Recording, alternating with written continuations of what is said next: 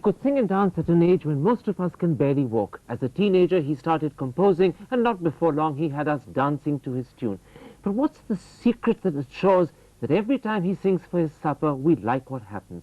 Well, let's see if we find out as I introduce you to Shankar Mahadevan. Welcome to the program, Shankar. Hi, Karan. Thank you very much. Now, I'm told you were just 3.5 when your family discovered your incredible musical talent. Do you have any idea how it happened?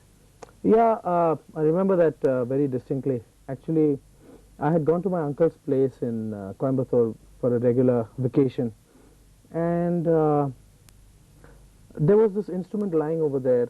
I went into the room alone, and there was nobody over there, and this instrument, which I had never seen before, it looked strange kind of, and it attracted me. Went over there, and I just, it was open.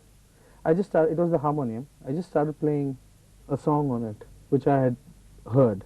It was Chal Chal Chal Mere Saathi. So I just started da da da da da da da da da da da. So my parents and all, they were in the other room. They said, "What's happening?" They just came in. They saw me like bending over the thing and trying to play this instrument, and I was playing the song. And they were quite shocked because I had never seen an instrument like that before. So how the hell is he playing it? Then after that, they started kind of testing me with, various different melodies and all at the age of 3.5. Yeah, it was 3.5. I could barely kind of communicate. And so they used to sing, there were some bhajans which we used to sing at home and all that, which we used to listen. They sang 2 lines of that, and I just played it. It's a kind of thing where you listen a melody and the notation gets formed in your head and just gets transmitted to your hand. Were you conscious of what you did, or just doing it instinctively? Obviously not. Obviously not. I was conscious about the melody, but I didn't know how I was playing it. I still don't know how it happens. So I played all these songs, and they were quite kind of amazed at the musical kind of inclination I have. And I started creating a racket. I liked the instrument very much. I said, I want one, and you have to buy me one of these. And we returned back to Bombay with my first harmonium, which is brought in Coimbatore, a small multicolored. I still remember it was kind of a multicolored, the reeds, they were all full of different colors, like a kiddie's harmonium, which I got back, and I just started playing. But the amazing thing is, it wasn't long that you moved on beyond the harmonium, because you were barely 6, yeah. And you were learning the veena. I mean, were you even big enough to play the instrument? Yeah, it was damn funny when I used to learn the veena. I liked the look of the instrument because it has one side has got a dragon, it looks like an animal, It appealed to the child in you. Yeah, just the look of the instrument. I said I want to start learning this instrument, and I used to go for my veena classes. My poor mom, she used to take me by bus to my class, and the veena is actually quite a huge instrument, and I was somewhere in the middle where I could not reach this side, I could not reach that side. And one side of the instrument you have to keep it on your lap, for an inclination. So that obviously, if I would keep it on my lap, I mean I could barely reach 1/4 of the fretboard. So what did you do? So they used to keep 3 pillows, and I used to play from here, sa re ga ma, and then I used to shift and go pa da ni sa, and that's how I started learning. And I somehow managed. But the story doesn't finish there. Not much later, you were taking formal lessons in Carnatic music. Tell me, did your teacher, Mrs. Balamani, actually make concessions because of your age? No, actually what happened, when I was learning the veena, I had already met her because my brother used to learn vocals from her. So I used to kind of follow my mother, and just go and sit in the class when his senior class used to be happening. And she used to make me sing, and I used to instantly just sing something which kind of shocked them. So and I wanted to learn from her because she's a great teacher. But she said, you're too young, I mean wait for some time, because you'll have to. She used to live in a place called Matunga, and I used to stay in a place called Chembur, and the only way we could go was by bus, and it was quite far for a very young kid to travel. So she said, at least wait till you're 10 years old. But you refused? No. And then my mother used to come with me, and we used to go over there, and I used to be with a group of students, of course.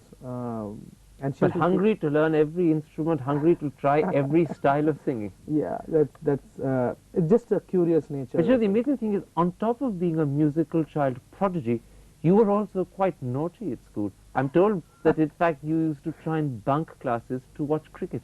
Yeah, actually, there's a friend of mine, Sudarshan, who we were partners. We are still friends. We are the same group again. Uh, Whenever there was a lot of homework in a particular period, or the teacher is very strict, or there's some cricket match happening, we used to have one little television in the office in the ground floor. We knew that. So we used to pretend as if, we got a upset stomach, or he used to say that he wants to puke and I want to accompany him or things like that, and take around in the school and go and watch cricket for a while and then come back, and But you were otherwise just bunk school and go back home. And It wasn't always easy to go back home, was it? Because you were quite No. scared of your mother. She was a disciplinarian. yeah, my father was very, very pally, and he used to like I had these classes, tuition classes, for example, and early in the morning I had to report at around 6:30 in the morning was my classes. So the way my father used to wake me up was, he used to come and ask, you think you want to go for your classes today?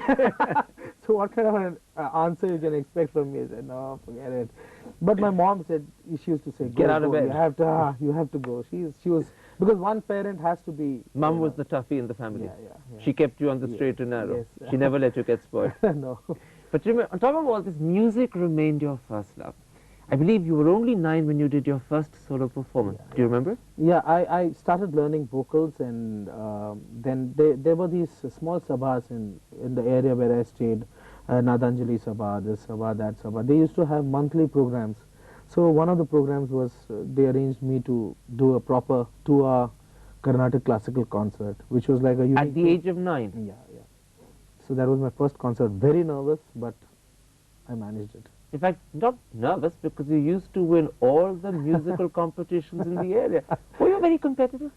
Not actually, because what used to happen, we used to study as a group, music, I'm talking about music. So normally the entire group, they participated in all the music competitions which were held in Bombay, or our school used to send us, or the colleges, we used to represent our college.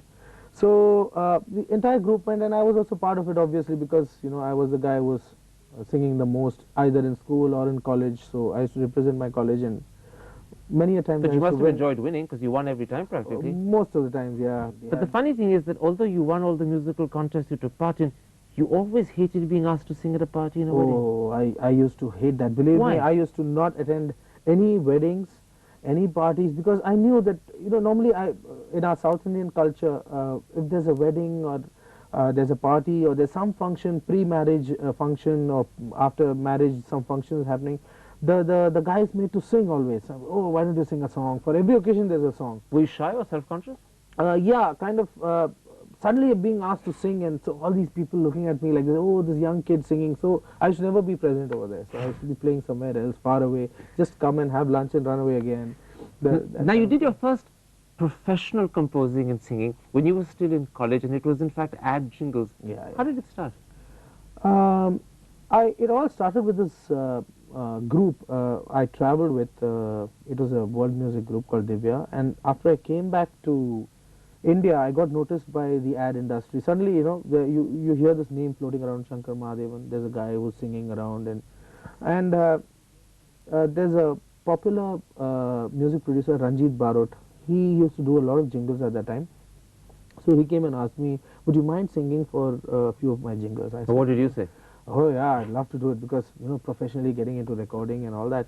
So I sang my first commercial, which was the Pepsi one. Yeah, right choice, baby. Yeah, Remo and myself. I did. That's the first time we incorporated an Indian classical alap into a kind of a fusion rock kind of a track. It became an incredible hit. I mean, you had people remembering it, singing it. Is it one Yeah. you're very proud of? Oh yeah, that's I'm very, and whenever that ad used to come, we used to all like gather. Hey, it's coming today. It used to be very exciting. Yeah. But the funny thing is, although you began jingles and singing when you were in college, when it was time to choose your first job, you opted for a software company instead. Why was that? That is, that's a result of just flowing with the tide, I guess. I mean, everyone else was going into software, so you followed them. Not only software, everybody is opting for science after the 10th, and oh, it's a brilliant future. Then you do your science, then you get good marks, and then you get into engineering. You just have two choices in front of you, whether you want to become a doctor or you want to become an engineer. So you're too busy, you know, trying to finish your portion and go ahead in You were life. following the herd, you weren't Yeah, thinking. following the herd, absolutely. But within a year, you suddenly realized this wasn't for you. What made you realize that music is really where my heart and my future lies? Yeah, I mean, at some stage, while you know, when you're going on and on and on, and you're really progressing in that particular field, because I was really doing well in my office. I was working for a software firm, and Oracle was the in thing, and I was developing software in Oracle. And I would have been in the U.S. in the next 2-3 months had I continued there. And that's when, you know, something told me, man, are you doing the right thing? Now you'll be in the U.S. and for lifetime you're going to be sitting in front of a monitor, you know, trying to... And that frightened you? Really frightened me. So I said, I have to take a decision. And I asked all the people around me, my family, my friends, and they all said, just go for it, man. It's just, I'm sure that you'll do well in music. There's an amazing story about how you broke the news to your boss. Yeah, actually, they had taken our passports and our visa details and everything for the visa to go to the US, because if you work in Oracle for 9 to 10 months, you are directly there. It was just new. And that was the process that was happening. Everybody was very excited about their job, and I called my boss and took him down to the parking lot and said, I don't want to talk something to you. And he thought that I want a raise or something in my salary. Then I told him, see, I want to change my career tomorrow. So he said, what, you want to get into hardware from software? You want to get into marketing or something? No, I said, I want to become a singer. And he had no clue that I sing. So there was a silence for some time and said, are you mad? You'll be going to the US now, you'll be earning thousands of dollars over there, and you'll be getting a fantastic job, fantastic project. I said, no, just give me a chance. So he was very sweet. He said, okay, do it, and this company is open for you. You just try it. If you don't succeed, come back. They're open. But the amazing thing, Shankar, is that Oracle's loss was the music world's gain. Let's take a break there. I want in part 2 to talk about the incredible career that started and the new type of music that you've introduced us to. We'll be back in just a couple of seconds. Stick with us.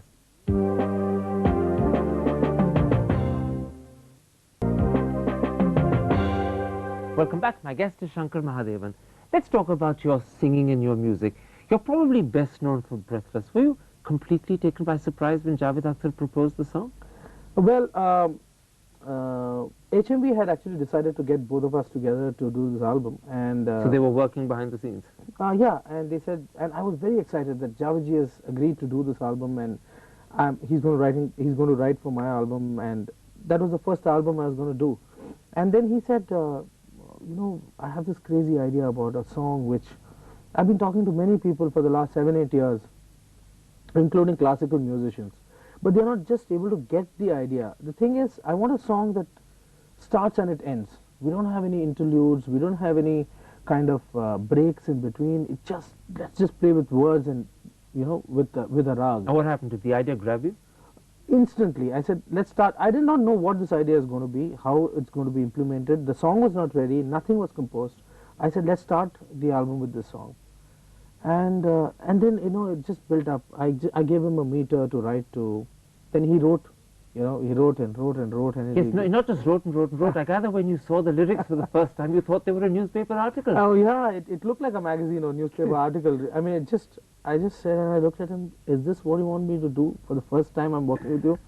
So he laughed and he said, I'm sure you'll be able to do it because it is in the meter that you have given me. So it was just a meter. I just given him this meter. So he just wrote. And then started the process of composing every line, because if you've heard the song, it does not have a form. It does not have a mukhada and a music and an antara and a music. Yes, it sort of is circular. No, it just exploits. See, we chose the rag called Yaman, and we explored the rag. Just like in Indian classical music, you improvise the rag using, you know, sargams and taranas and tans and alaps. What we've improvised the rag using is words. So there is Yaman being exploited with words, a story running. Of course, the most interesting thing about Breathless is that when you hear it, you get the impression it's being sung without a single breath being taken. Yeah. Now, I know that's not really true. Yeah. But how much of it can you sing without pausing to breathe? Oh, that's maybe even lesser than some people, they've really attempted to sing half the song in one breath, you know, after hearing the song. I may be not able to sing even as much as Try. him. It's like a regular. I'll try a little bit. It's like any normal person will sing. कोई जो मिला तो मुझे ऐसा लगता था जैसे मेरी सारी दुनिया में गीतों की रुत और रंगों की बरखा है, खुशबू की आंधी है, महकी हुई सी अब सारी फिजाएं हैं बहकी. It leaves me No, that's feeling not it. breathless. But tell me, I think it's a really catchy tune, and every time I hear it, I can't help but tap my fingers to it. But what do you say to purists who turn around and say, it's not music, it's gimmickry? See, there are a lot of purists who have appreciated the song also. They've said, I mean, you've done full justice to the Rag Yaman, and the way you've brought this Rag and Puriya Dhanashri in the end to the layman. They're listening to it at the same time. Subconsciously, they are enjoying an improvised version of Yaman, actually. But there are purists who always criticize, you know, if I do a world music fusion concert where I do a little bit of Indian classical alap in the concert, they said, no, this is not pure. I guess it's just being narrow-minded and not trying to open up and, you know, learn. The amazing thing is your range, Shankar, because at one end you've done something like Breathless, which is experimental. At the other end, in fact, probably the first thing you did for the Bombay industry was a ghazal for Muhafiz. Yeah, that's thanks to Zakir Hussain. We are very close as family, and you know, Abbaji and. So he Fazal. brought you into singing for Bombay. Yeah, he was doing music for a film with Ustad Sultan Khan Sahab, and Fazal, my friend, suggested my name to him. Why don't you try him for a ghazal? And when he heard my singing diction in Urdu and all that, so and it was a completely Muslim-based Urdu kind of story. So I said, "Is it okay? I'm a South Indian guy singing ghazal." He said, "Yeah, it's perfect. Just sing it." Do you remember it? Yeah. नसीब आज़माने के दिन आ गए हैं, करीब उनके आने के दिन आ गए हैं, नसीब आज़माने के दिन आ गए हैं. And along with all of this, there's also, in fact, the rock and fusion music you've done. You tour regularly with a Swedish group, Minta. How did that association start?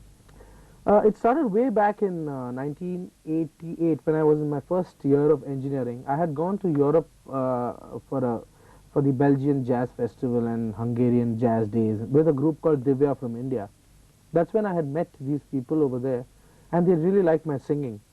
And they were already a group in Sweden, a very popular group, touring regularly. But to get a person all the way from India and perform with them regularly, make that person stay, tour with him, you know, economically it was not suiting them for a few years. Then finally we met in Dubai, which was midway, you know, they came to Middle East and I went over there. We did a concert which was a huge success. They said, by hook or by crook, you have to be part of the group as a vocalist. And then onwards I travel with them. We do 2 sessions in a year, one in March and one in summer. In March we travel we do 25 concerts in like 20 days. We travel Action-packed. Action-packed.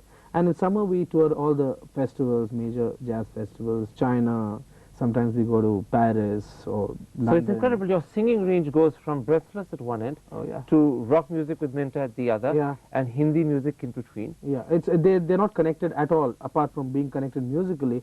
The type of music, I mean, when I go and perform in a jazz club over there, it's got nothing to do with my pop concerts that I have here. But how much do you have to change your whole attitude when you make music for the Bombay film industry? Because recently, in the last 3-4 years, you've been doing a lot of music direction. Last year, for instance, you did Mission Kashmir. Yes. Is Bhumro a favorite? Everyone else loves it. Yeah. Actually, in the whole album, my favorite is a song called Dhua Dhua, and there is a lori called Soja Chanda.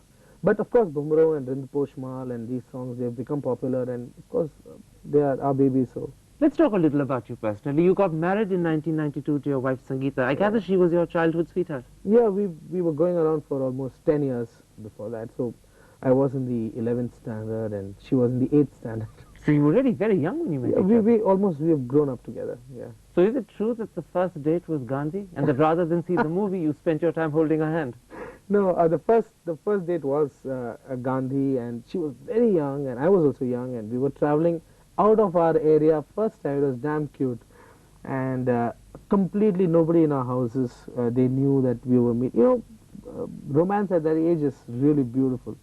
And I told her, I'll meet you at the bus stop, and you come over there. And we knew everybody in the area, and then we traveled by bus, went over there, and we saw the film. But till interval, I didn't hold her hand, believe me, because I was getting scared. I mean, whether she like it, she'll not like it. And then after post interval, I said, I have to do it now. It did happen. Yeah. And she liked it? Oh yeah. And when we got out of the theater, we just met one guy who just stays in the next building, and we were petrified. We were so terrified that they saw us together, and it was an experience. Yeah. Are you very family-minded? Is it a very close-knit family, yours? My family is priority number one for me, even before music, because unless I spend enough time with my wife, with my kids, I just got a baby now. Congratulations! Yes, just very recently. I just got it. Yeah, he's cute. So unless I spend enough time with them, quality time, unless I go out with them, shop, see movies, I'm not able to do justice to my music, because mentally I have to be Completely at peace with yourself, and that means being at peace with the family. That's priority number one. I've realized that. Yeah. But you do have one indulgence, don't you? I gather you love shopping. Oh yeah, shopping and traveling, and actually my wife and myself, both of us, we travel a lot and we shop a lot. But what is it about shopping that attracts you? The fact that you're spending money? Do you enjoy buying things? Are you acquisitive? Maybe it's just sometimes we just go shopping for no reason, that we have to buy this or we have to buy that. There's no reason. Just go and check out. Suppose we go to Singapore or we go to Dubai. We really just go and enjoy ourselves in the mall. I think it's some kind of when the pleasure. And eating out, of course. Oh, we love to eat out. You can make out by my size. You sing, you compose, and recently you've begun music directing for Hindi films. What next? Are you tempted ever by the thought of acting? Oh, no, this itself is too much. But I think I should do most justice to every field of music that I'm doing, and so I think I'll stick to music. Completely? Completely. You're never going to try your hand at acting? Maybe in a video or two, but not in a film. No. So where down the path of music do you think you're going to be walking? In every path, because right from classical to bhavgeet, to natya sangeet, to bhajans, to ghazals, to pop music, to fusion music, to everything. So I want to film music, of course. So follow every path. Walk down that path, Shankar, because there are many of us who want to listen to the music you make as you do that journey. Thank you for a wonderful interview. Thank you so much.